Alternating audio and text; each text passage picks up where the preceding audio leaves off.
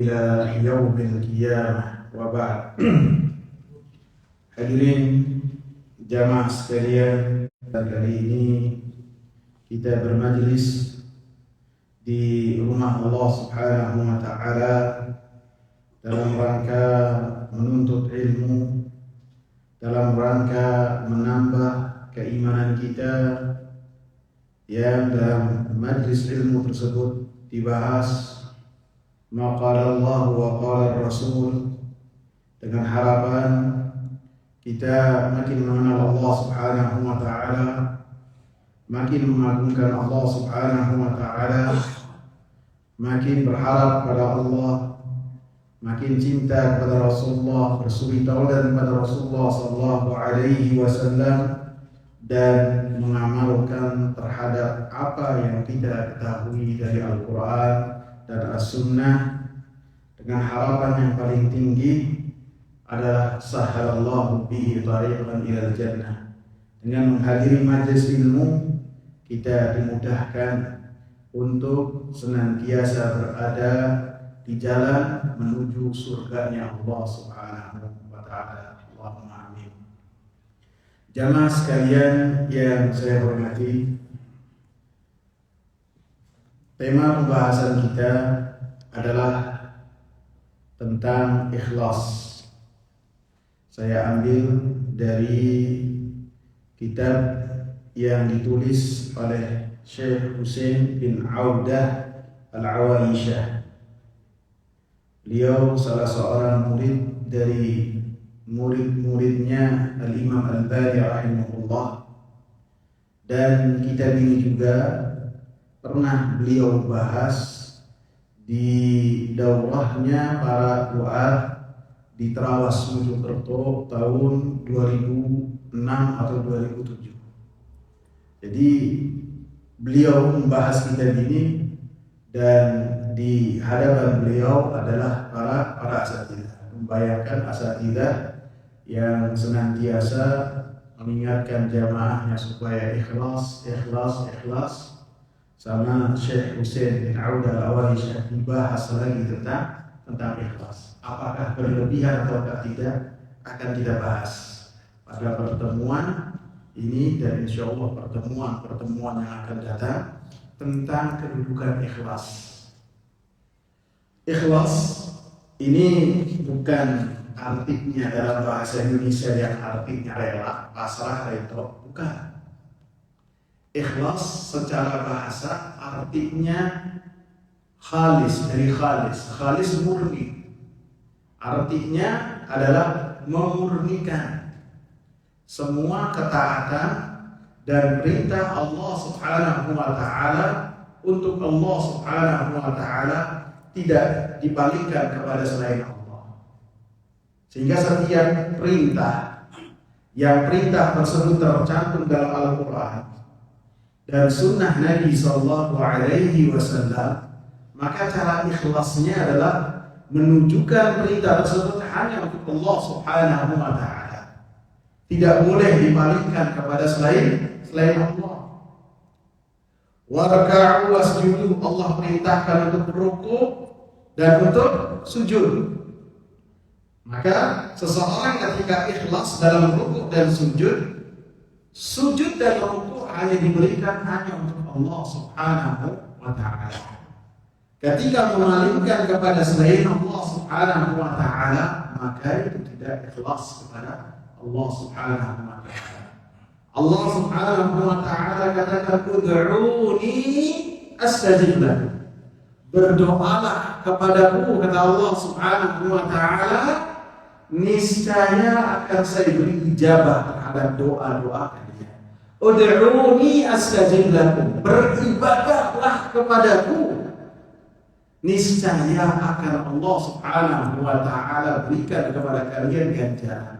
Ibadah dan doa ini adalah sesuatu yang diperintahkan oleh Allah Subhanahu wa taala. Ketika dipalingkan kepada selain Allah Subhanahu wa taala, maka itu tidak ikhlas. Itu kesyirikan kepada Allah Subhanahu wa taala. Ketika seorang berdoa, ia tujukan doanya kepada Allah, itu ikhlas, memurnikan hanya untuk Allah Subhanahu wa Ta'ala. Ketika memalingkan kepada kuburan, kepada pohon, kepada hewan, kepada benda-benda keramat, ia berdoa kepada itu semua yang tidak memberikan manfaat dan mudarat, maka itu tidak ikhlas. Dan termasuk makna memurnikan dan ikhlas adalah ketika seorang beribadah kepada Allah Subhanahu wa Ta'ala tidak mengharap apapun dari manusia, baik pujian dan sanjungan. Orang mencela, orang memuji, buat orang yang ikhlas yang penting melaksanakan perintah Allah Subhanahu wa Ta'ala dan dia tunjukkan kepada Allah Subhanahu wa Ta'ala. Mau orang menambahkan dengan pujian-pujian ataupun cacian-cacian, maka tidak menjadikan dia merasa bangga, tidak menjadikan dia merasa susah ketika mendengar celaan. Yang penting ketika melaksanakan perintah Allah sesuai dengan apa yang telah dicontohkan oleh Rasulullah sallallahu alaihi wasallam. Sehingga ikhlas itu adalah pengamalan dari kalimat la ilaha illallah. Sehingga ini kewajiban buat kita semua selama kita hidup. Kita harus mengingatkan diri kita tentang ikhlas. Semenjak kita sampai di usia taklif, akil balik, sampai kematian menjemput kita, maka ada perintah untuk kita ini senantiasa ikhlas kepada Allah Subhanahu wa Ta'ala. Sehingga orang yang paling ikhlas pada zamannya yaitu Nabi Ibrahim alaihi salam, beliau berdoa dengan doa supaya ikhlas, selamat dari kesyirikan kepada Allah Subhanahu wa Ta'ala. Wajnubni wa baniya an na'budal asnam. Ya Allah, jauhkanlah aku. Ini Nabi Ibrahim. Nabi Ibrahim yang beliau diangkat oleh Allah Subhanahu wa Ta'ala sebagai kekasihnya, Khalil. Wattakhadallahu Ibrahim khalila. Allah angkat Nabi Ibrahim itu sebagai kekasih Allah. Sehingga kecintaan dia kepada Allah Subhanahu wa Ta'ala sampai ke dalam relung hatinya. Tidak tersisa untuk manusia sedikit. Hanya 2 orang yang mendapatkan predikat sebagai kekasih Allah. Yang pertama Nabi Ibrahim, yang kedua Nabi Muhammad sallallahu alaihi wasallam. Beliau berdoa dengan doa ini, ya Allah, jauhkanlah saya jangan sampai tidak ikhlas dalam beribadah, memalingkan ibadah kepada berhala, memalingkan ibadah kepada selain Engkau yang memberi Nabi Ibrahim, orang yang sudah luar biasa cobaan yang berkaitan dengan tauhidnya, dengan keikhlasannya dalam membela tauhid, mengingatkan kaumnya supaya beribadah kepada Allah. Beliau berdiskusi dengan lisannya, dengan tindakannya. Dengan lisannya diingatkan kaumnya, dengan tindakannya begitu kaumnya melakukan perayaan dihancurkan berhala-berhala. Sehingga ketika kaumnya sadar bahwasanya yang melakukannya adalah Nabi Ibrahim alaihi salam, maka mereka berupaya untuk mencelakakan Nabi Ibrahim alaihi salam, akan membinasakan dengan cara mengumpulkan kayu yang sangat banyak, api yang sangat besar saudara. Jadi bukan api yang sedikit, akan tapi api yang sangat besar. Burung-burung saja tidak bisa melewati tempat yang ada di atasnya, api saking besarnya. Dan ketika dilempar, dimasukkan, bukan digotong kemudian dimasukkan, bukan, akan jadi diapakan? Dilempar dengan jari dari jarak yang sangat jauh. Kenapa bila mendekat? Mereka tidak kuat dengan api yang sangat besar tersebut. Dilempar.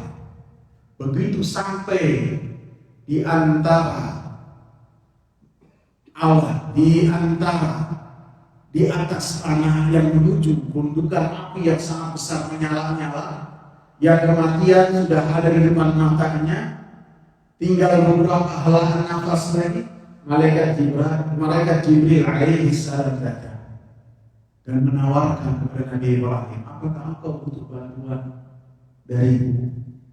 Nabi Ibrahim alaihi salam mengatakan apa? Amma ilaika fala. Adapun kepada engkau wahai Jibril, saya tidak butuh.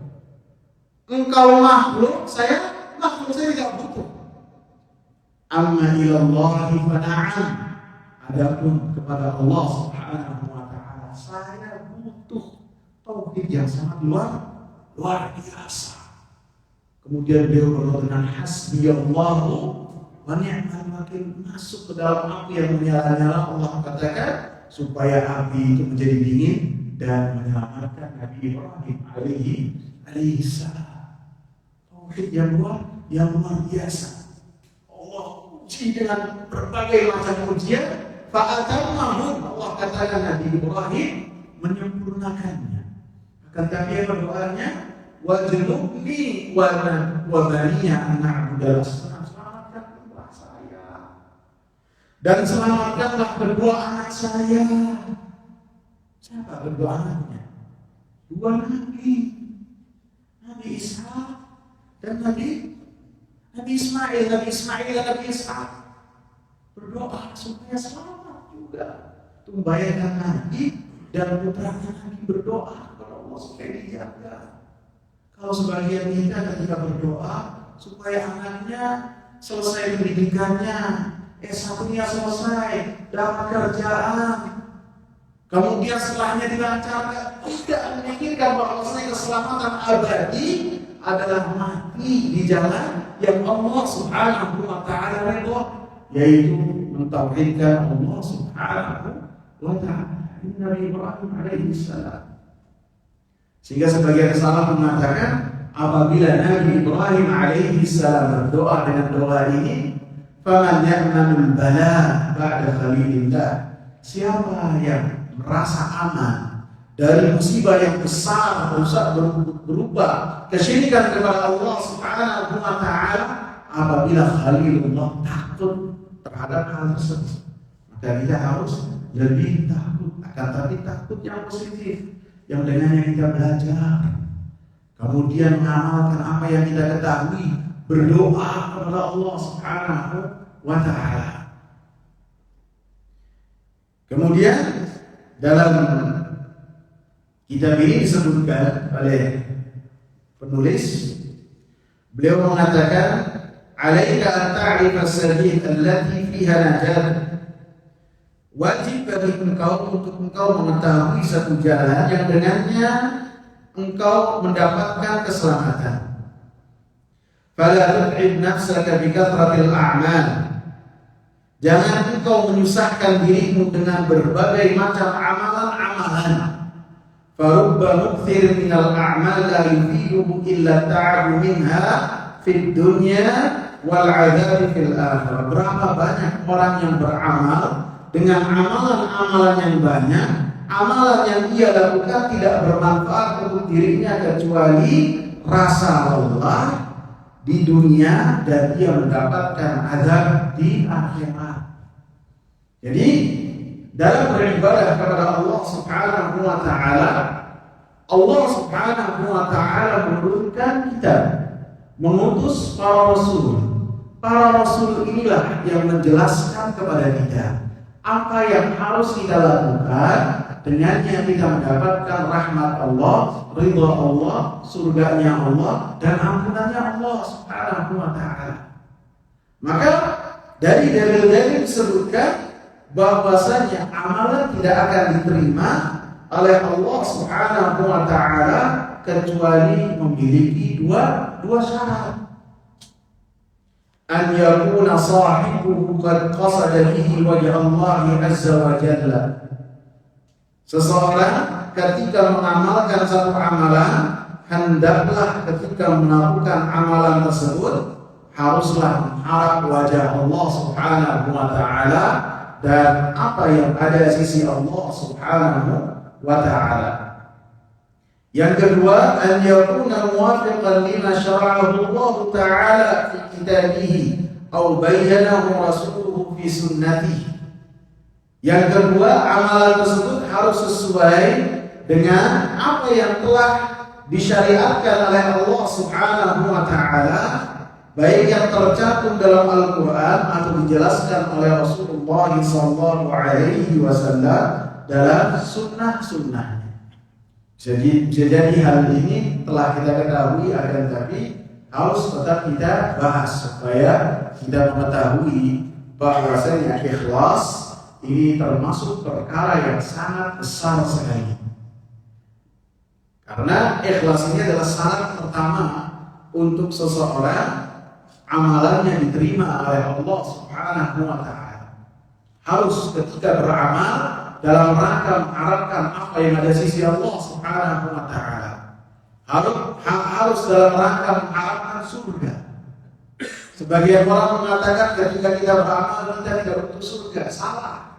Allah Subhanahu wa taala mengiming-imingi dalam Al-Qur'an surga supaya manusia beramal saleh. Wasari'u ila maghfiratin min rabbikum wa jannatin 'arduha as-samawati wal ardh. Bersegeralah kalian untuk mendapatkan ampunan dari Allah Subhanahu wa taala dan untuk mendapatkan surga. Allah sebutkan surga supaya manusia berlomba-lomba untuk beramal. Kemudian Allah katakan wa'iddat lil muttaqin. Allah sediakan buat orang-orang yang bertakwa. Kemudian Allah sebutkan takwa itu apa? Yang berbagai macam ayatnya. Yang kedua, haruslah sesuai dengan apa yang telah disyariatkan oleh Allah Subhanahu wa taala dan dijelaskan oleh Rasulullah sallallahu alaihi wasallam.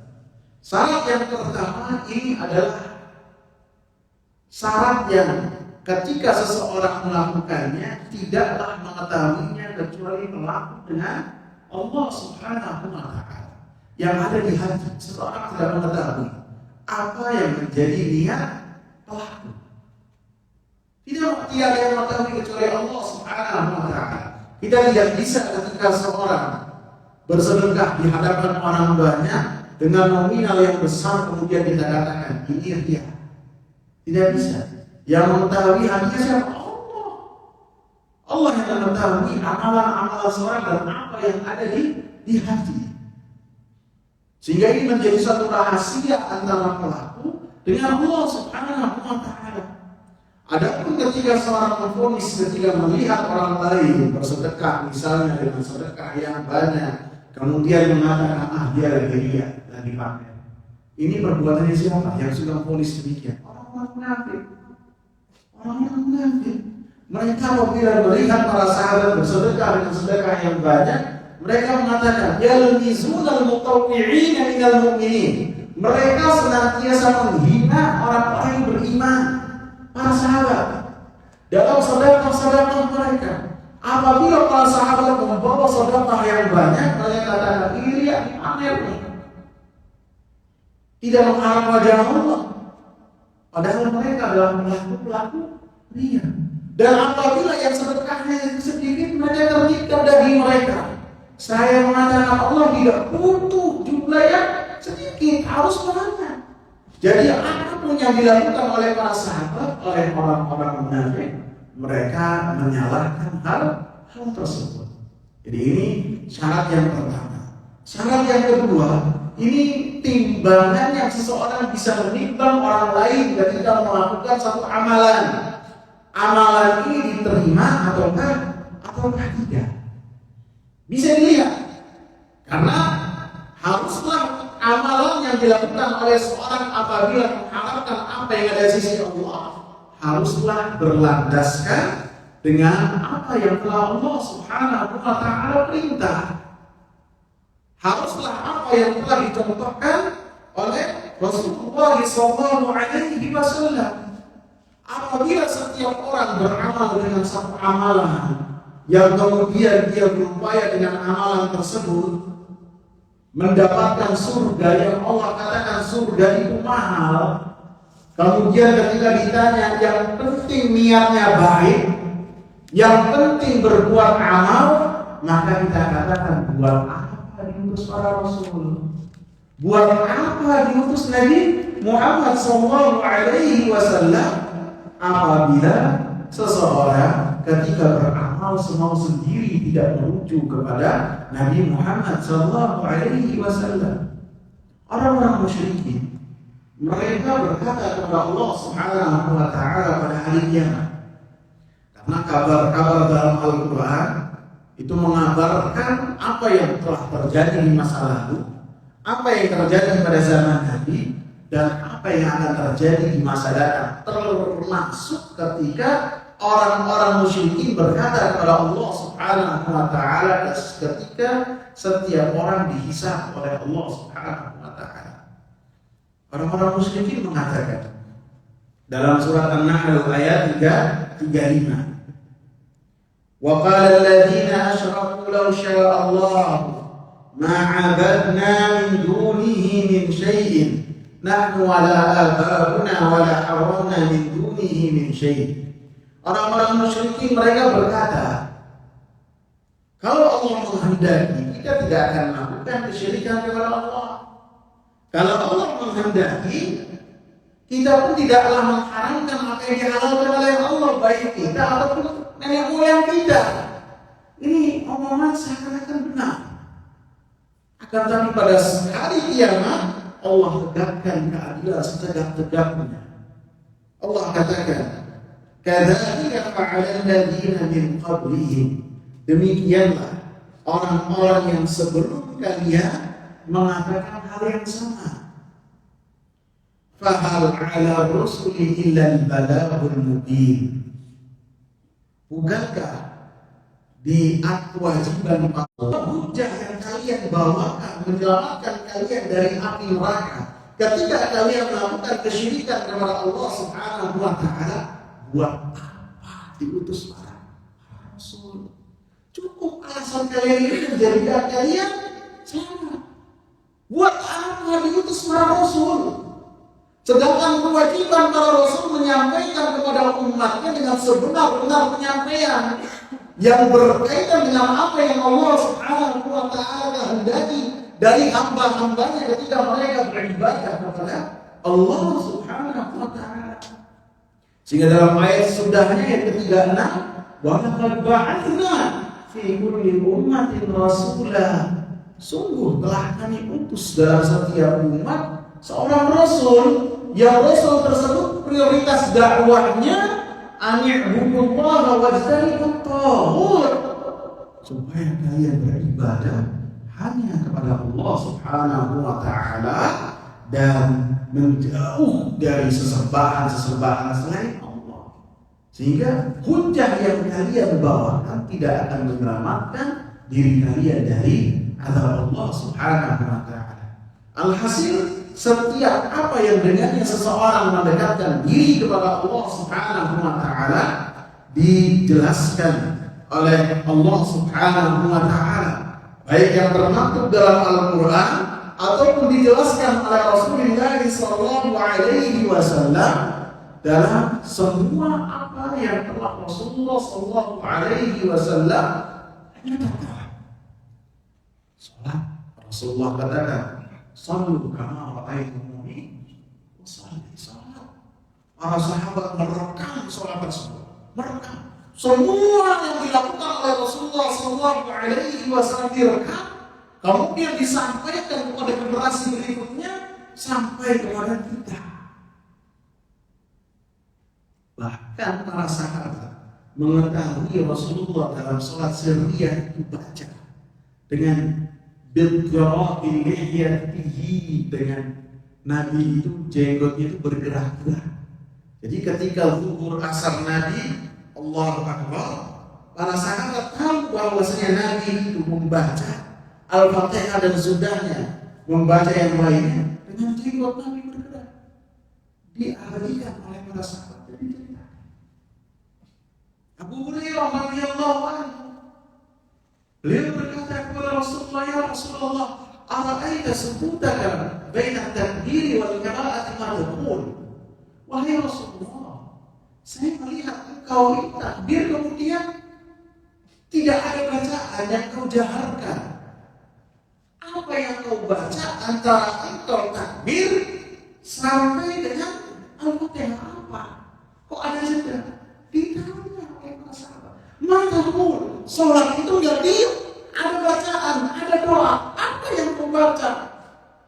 Kemudian Rasulullah jelaskan, Allahumma ba'id baini wa baina khataayaaya dan seterusnya. Sahabat Jabir radhiyallahu anhu dalam hadis yang berkaitan dengan hajinya Nabi Hajjatul Wada yang sangat panjang sekali. Beliau dari perjalanannya Nabi Sallallahu Alaihi Wasallam di kota Mekah, dari kota Madinah sampai di kota Mekah tanggal berapa? Tanggal 4 Dzulhijjah. Sampai apa saja yang terjadi diceritakan semua oleh Jabir. Dilihat dan diceritakan. Begitu sampai Arafah apa yang dilakukan oleh Nabi, direkam, dilihat, dihafal.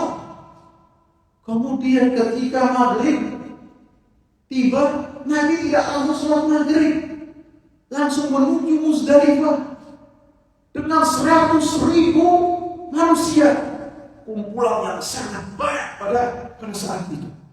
Apa yang dikatakan oleh Nabi ketika beliau berada di atas ontanya? Kalau masalah ontanya itu al-qaswa, Nabi itu punya beberapa onta. Yang ketika Nabi menaikkan Hajjatul Wada, qaswa masalah namanya. Dan ketika Nabi di atas ontanya sama siapa? Sama Ibn Zaid, disebutkan. Dan apa yang dikatakan oleh Nabi? As-safinata ayyuhan nas, as-safinata ayyuhan nas. Jangan terburu-buru, tenang. Mau ke Muzdalifah, tenang. Kemudian sampai di Muzdalifah, apa yang dilakukan oleh Nabi direkam oleh sahabat Jabir. Nabi begitu sampai langsung memerintahkan muadzin untuk adzan dengan satu adzan. Setelahnya beliau sholat maghrib jamak takhir. Jamak takhir di waktu Isya. Setelah sholat maghrib selesai, kemudian Nabi Sallallahu Alaihi Wasallam memerintahkan muadzin untuk iqamah. Tidak adzan lagi, satu adzan. Setelahnya beliau sholat Isya 2 rakaat. Kemudian apa yang dilakukan oleh Nabi? Bertakbir, bertahlil, tidak langsung tidur, langsung tidur. Antum bayangkan saking telitinya, sahabat Jabir mengatakan pada saat itu Nabi Sallallahu Alaihi Wasallam mentelpur dalam tidurnya. Jangankan permasalahan yang sangat penting. Dan pula Nabi Sallallahu Alaihi Wasallam diceritakan oleh sahabat Jabir dan sahabat-sahabat yang lain.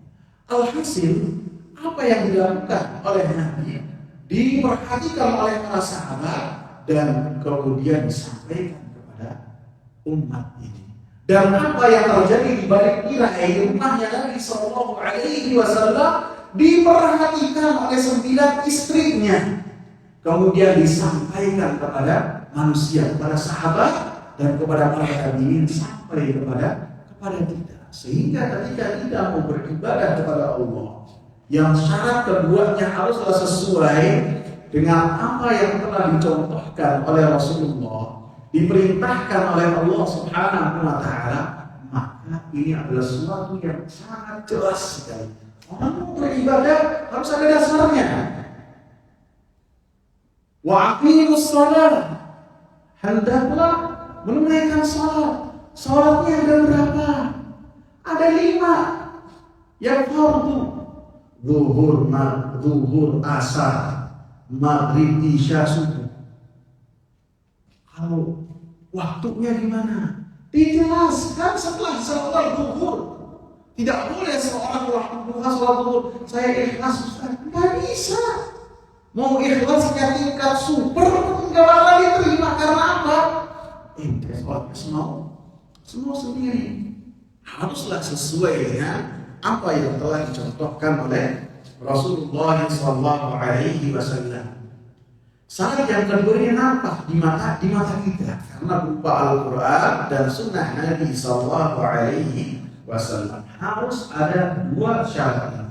Apabila keluar dari 2 syarat ini, yang pertama ikhlas, yang kedua berkesesuaian dengan apa yang telah disyariatkan oleh Allah dalam Al-Quran atau Sunnah Nabi Sallallahu Alaihi Wasallam, satu keluar dari dua syarat ini, maka amalan yang dilakukan oleh seseorang tidak diterima oleh Allah Subhanahu wa Ta'ala. Harus berkesesuaian. Karena amalan yang dilakukan oleh seseorang ada yang diterima dan ada yang tidak diterima. Tidak semuanya diterima. Dalilnya apa? Rasulullah SAW pagi doanya apa? Allahumma inni as'aluka ilman nafi'an wa rizqan thayyiban wa amalan mutaqabbalan. Yang diminta oleh Nabi yang ketiga, amalan yang diterima. Artinya amalan yang dilakukan oleh seseorang tidak semuanya diterima. Ada yang diterima, ada yang tidak diterima oleh Allah Subhanahu wa Ta'ala. Dalilnya Allah Subhanahu wa Ta'ala sebutkan dalam surat Al-Kahfi ayat 110.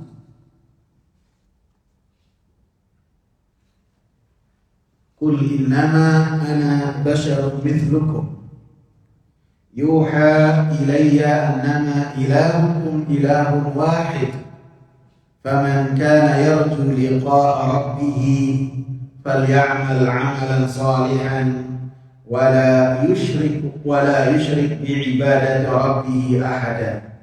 Katakanlah wahai Nabi Muhammad sallallahu alaihi wasallam, bahwasanya saya adalah manusia seperti kalian. Saya mendapatkan wahyu dari Allah Subhanahu wa Ta'ala bahwasanya ilah kalian adalah ilah yang esa, tidak berbilang.